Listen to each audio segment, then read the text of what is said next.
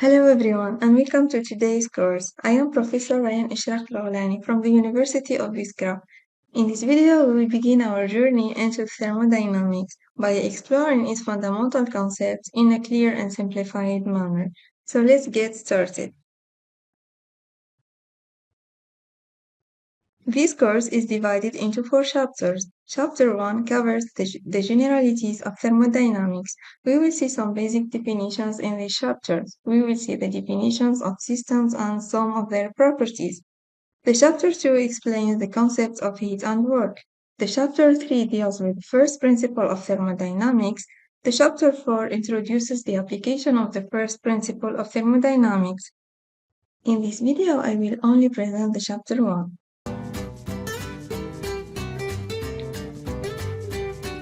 By the end of this video, the students will be able to define thermodynamic systems, describe the different types and characteristics of thermodynamic systems, distinguish between state functions and path functions, and understand their fundamental properties, and finally understand the zeroth law of thermodynamics. The word thermodynamics was derived from the Greek words therm meaning heat and dynamics meaning force. So thermodynamics is the study of forces due to heat or heat due to forces.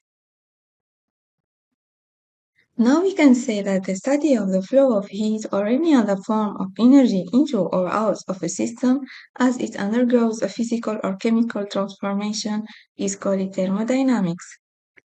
A thermodynamic system or a simple system is that part of the universe which is under the thermodynamic study. Surrounding the space outside the thermodynamic system is known as the surrounding system. Anything that separates the system from its surroundings is called a boundary. The boundary may be real or not, it can be rigid or non-rigid. The types of the system depend on the nature of the boundary. Therefore, a thermodynamic system can be classified into 3 types: an open, closed, and isolated systems. Now let's see what is an open system.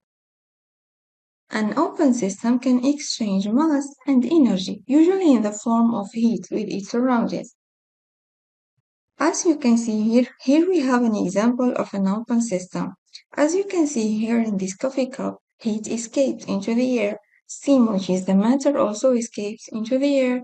So this coffee cup allows mass as well as energy to flow through its boundaries. So this coffee cup is an open system. And also we have closed system.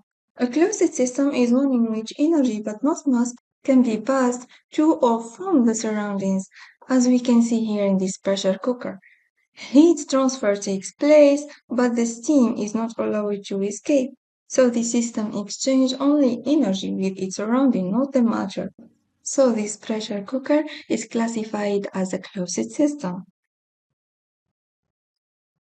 And finally, we have isolated systems. An isolated system can transfer neither mass nor energy to and from its surroundings. For example, these thermoflasks. They are completely sealed, so no matter or heat can be transferred to the surroundings. On the basis of composition, there are 2 types of systems. We have homogeneous system and heterogeneous system.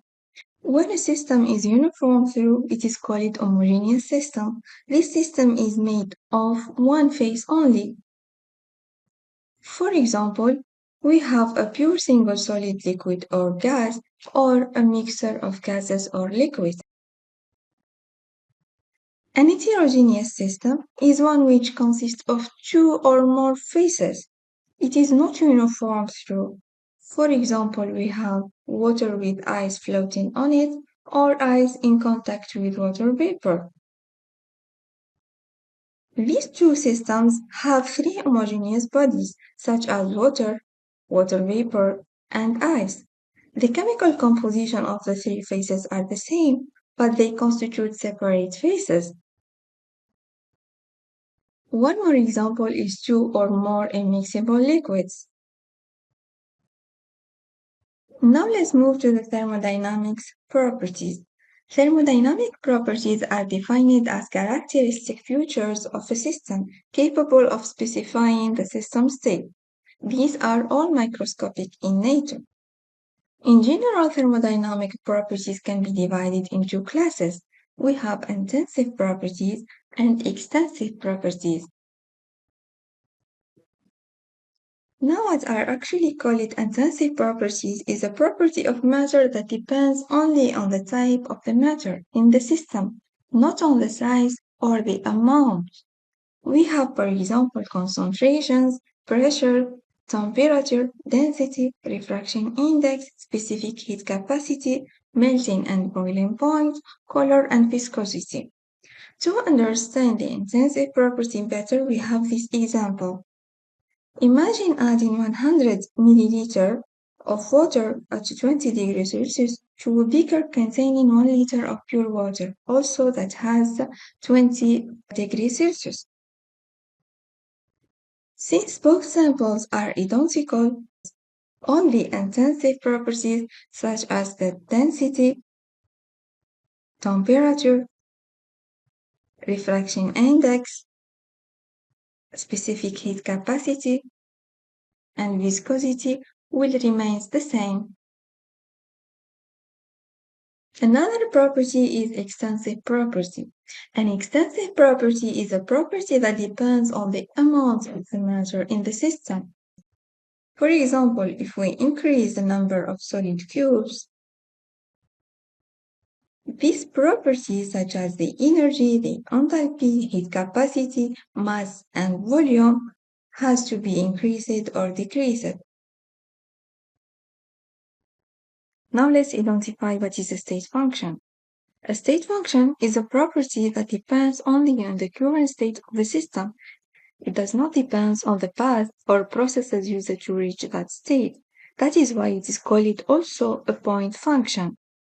To make this easier to understand, imagine a mountain climber going up a mountain. The climber can choose path A or path B. Path A is harder because it is almost vertical, while path B is easier, but it is longer. No matter which path the climber takes, the altitude at the top is the same. This means that the altitude is a state function. It depends only on the final position, not how the climber got there. In thermodynamics, some common state functions are volume, pressure, internal energy, enthalpy, and entropy. From this example, we can say that altitude is state function. And remember, from this example, the altitude is a state function. It depends only on the final destination, not how the climber got there. Now we move to the path function. Path function is a thermodynamic property of the system whose value depends upon the path by which the system changes from its initial to final state. In thermodynamics, heat and work are two common path functions. Let's see more explanation of a path function. Imagine you are driving from one city to another, as you can see here in this figure. The starting point and the destination remains the same, no matter which route you take, so the start and the ending point represent a state function. However, depending on whether you take route A or route B, the fuel consumption, the travel time, and the tools paid are different, as you can see here in this figure. So, fuel consumption and the work done are path functions. So, the start and the end points represent state functions, while the fuel consumption and work done are path functions. And now we move to the zeroth law of thermodynamics. The zeroth law of thermodynamics states that if a system A is in a thermal equilibrium with a system B, and A is also in thermal equilibrium with a third system C, then B and C are in thermal equilibrium with each other. This may seem like a trivial statement, but it's an important one, because it means that two objects at the same temperature will not exhibit heat flow when they come in contact with each other. This marks the temperature as the indicator of thermal equilibrium. If two objects are in thermal equilibrium with a thermometer that reads the same temperature, the objects will be in thermal equilibrium with each other. Therefore, allows us to gather all kinds of thermodynamic data in our laboratory.